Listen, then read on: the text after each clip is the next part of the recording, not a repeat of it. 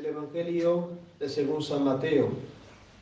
Tomó aparte Jesús a Pedro y a Santiago y a su hermano Juan, y los llevó a un monte, y se transfiguró ante ellos. Su rostro resplandeció como el sol, y sus vestiduras blanquearon como la nieve. Y en esto se aparecieron Moisés y Elías, y hablaban con él. Pedro, tomando la palabra, dijo a Jesús: Señor, bueno es quedarnos aquí. Si quieres, hagamos aquí 3 tiendas, una para ti, otra para Moisés y otra para Elías. Todavía estaba Pedro hablando, cuando una nube resplandeciente los envolvió, y resonó una voz desde la nube diciendo: Este es mi Hijo amado, en quien bien me complazco, oídle. A esta voz los discípulos cayeron rostro por tierra y sintieron gran temor. Mas Jesús se acercó a ellos, los tocó y dijo: Levantaos, no temáis. Ellos alzaron sus ojos y a nadie vieron, sino solo a Jesús. Y al bajar del monte, Jesús les puso el precepto diciendo: A nadie contéis esta visión hasta que el Hijo del Hombre resucite de entre los muertos. Pueden sentarse. La epístola está tomada de la carta del apóstol San Pablo a los tesalonicenses. Hermanos, os rogamos y exhortamos en el Señor Jesús, que pues aprendisteis de mí cómo debéis proceder para agradar a Dios, procedáis así para más aventajaros. Ya sabéis qué preceptos os di de parte del Señor Jesús.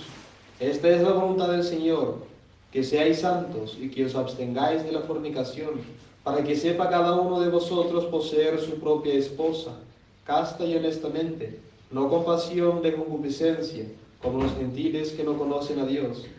En esta materia, ninguno con violencia o con engaño haga injuria a su hermano, porque el Señor es vengador de todos esos crímenes, como os lo tengo dicho y protestado. Pues no nos llamó Dios a la impureza, sino a la santidad en Jesucristo nuestro Señor. Con el Padre, del Hijo y del Espíritu Santo. Dios te salve María, llena eres de gracia, el Señor es contigo. Bendita tú eres entre todas las mujeres y bendito es el fruto de tu vientre, Jesús. Santa María, Madre de Dios, ruega por nosotros pecadores, ahora y en la hora de nuestra muerte. Amén. Con el Padre, del Hijo y del Espíritu Santo. Amén. En este segundo domingo de la Cuaresma, la Iglesia pone en su introito una invocación, un impulso hacia la misericordia de Dios nuestro Señor, que debe mover todos nuestros sentimientos para con Dios y reconocer en Él un Dios piadoso que quiere que nosotros venzamos todos nuestros enemigos. Así dice el introito: Acuérdate, Señor, de tus piedades y de tu misericordia, que son eternas, para que nunca nos dominen nuestros enemigos. Líbranos, oh Dios de Israel, de todas nuestras angustias. Nosotros estamos en la consideración cuaresmal de la pasión de nuestro Señor Jesucristo. Ese es el punto principal del tiempo que estamos viviendo. Recuerden que en absolutamente todos los tiempos litúrgicos, todos, Navidad, Epifanía, vemos la cruz a través de algunos hechos de la vida de nuestro Señor. A través del presepio, del pesebre, vemos la cruz. A través de la multiplicación de los panes, a través de la venida del Espíritu Santo en Pentecostés, vemos la cruz. Pero en ese tiempo contemplamos la cruz como el objeto central, nada de indirecto, nada de mediato, sino que mediato. La cruz es el centro de ese tiempo. Y nosotros no podemos de manera alguna obviar de un domingo tan importante como el de hoy, de la Transfiguración, no podemos tratar de no buscar la cruz. Esa misericordia hizo que nuestro Señor Jesucristo se mostrara hoy transfigurado, glorioso delante de sus apóstoles. Fue un acto misericordioso, porque como nuestro Señor conocía el interior débil de sus apóstoles, quiso dar a los 3 principales, a los predilectos, una demostración de su gloria, para que ellos no tropezaran delante de lo que San Pablo llamaría después del escándalo de la cruz. Notemos que esa transfiguración de nuestro Señor Jesucristo fue hecha antes de la última Pascua celebrada por nuestro Señor en su vida mortal. Nos dice el Evangelio de hoy en la misa, pero consta en el Evangelio total, que esa transfiguración la hizo nuestro Señor en el tercer año de su predicación evangélica, la última vez que iba a celebrar la Pascua judía, dando lugar a la Pascua verdadera, que es la Pascua del cristianismo. Nuestro Señor quiere mostrarse glorioso. Antes de las consideraciones sobre la transfiguración en sí, pensemos en algo de la gloria de nuestro Señor Jesucristo, de esa divinidad que Él quiso mostrar gloriosa en la transfiguración. Nuestro Señor Jesucristo nació como Dios. Él nació siendo anunciado muchísimos años antes, miles de años antes del nacimiento de nuestro Señor. Aquel hecho ya había sido pronosticado y ratificado innumerables veces por los profetas. Nuestro Señor nació de madre virgen, no teniendo otro padre sino que el Padre eterno, aunque San José figura como su padre adoptivo, pero nacido solamente de mujer, y una mujer virgen, santísima. Los ángeles anuncian el nacimiento de ese niño. Ningún hombre tuvo semejante honor que toda la corte celestial viniera a festejarle su nacimiento. Sin embargo, nació en un establo. Nuestro Señor Jesucristo vivió como Dios. Nuestro Señor hablaba como Dios. Su doctrina impecable. Sus profecías perfectamente cumplidas. Revelaba los secretos de las mentes y de los corazones. Nuestro Señor actuó como Dios. Nuestro Señor en su propio nombre, es decir, por su propio poder, curó enfermos, ciegos, cojos, hombres con mano seca, un hidrópico, y por ahí va. Resucitó los muertos, calmó las aguas tormentosas y después caminó sobre ellas. Nuestro Señor secó la higuera infértil y por ahí va, etcétera, la cantidad de milagros de nuestro Señor. Sin embargo, nuestro Señor no tenía ni dónde reclinar su cabeza.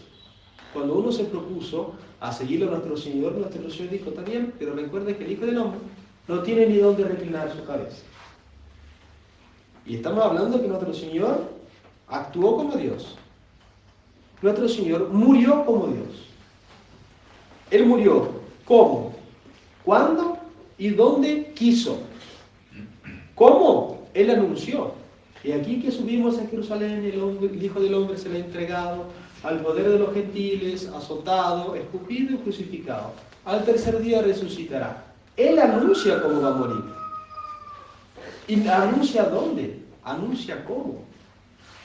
Nuestro Señor muere como Dios porque Él entrega su vida.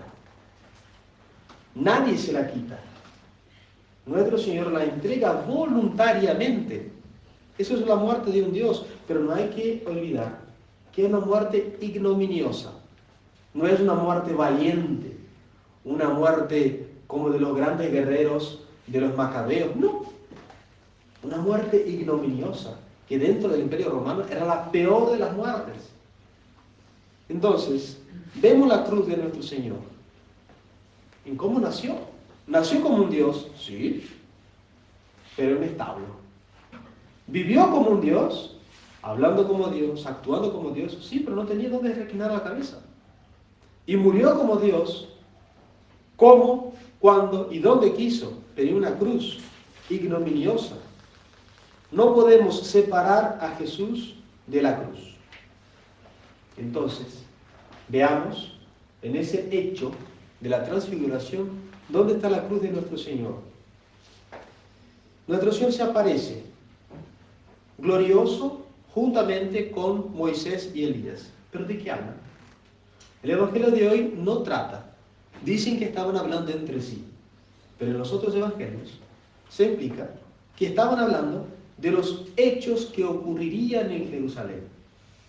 Nuestro Señor está hablando con Moisés y Elías, que representan la ley y los profetas, que la ley antigua se cumpliría en su pasión, que todas las profecías llegarían a su colmo en su cruz, en la muerte redentora de nuestro Señor. Muerte, por supuesto, coronada por su gloriosa resurrección. Entonces, aunque parece raro que nosotros, en un domingo de Cuaresma, contemplemos nuestro Señor glorioso, no hay nada de rareza. Porque nuestro Señor habla de su cruz, muestra su cruz, y se muestra glorioso para que delante de la cruz no tropecemos. Veamos cuál fue la respuesta de los apóstoles. Nuestro Señor quiso mostrarse glorioso para mostrar su cruz, la gloria de su cruz. Y tengan presente que los 3 apóstoles elegidos para tener esa visión son los mismos que fueron elegidos para la agonía de nuestro Señor. San Pedro, San Juan y San Santiago fueron los elegidos para asistir la gloria y acompañarlo en la agonía. Delante de Cristo glorioso estaban estupefactos, maravillados, querían construir pabellones y hacer grandes cosas, pero delante de Cristo agonizante, ¿qué hicieron? Sabemos muy bien, se durmieron, no lo acompañaron. Nuestro Señor eligió a sus apóstoles entre los hombres más débiles que había, precisamente para mostrar la grandeza de Dios, haciendo grande a los pequeños, haciendo sabios a los ignorantes, haciendo fuertes a los débiles. Y dentro de esa debilidad, Dios permitió, no quiso, porque es una cosa mala, pero Dios permitió los tropiezos de los apóstoles. Primero, para que fueran penitentes. Segundo, para hacerlos más fuertes. Y tercero, para que nosotros tomáramos ejemplo y no hiciéramos lo mismo. Nuestro Señor, por ejemplo, reprendió vivamente a San Pedro cuando San Pedro le propuso la huida de la cruz.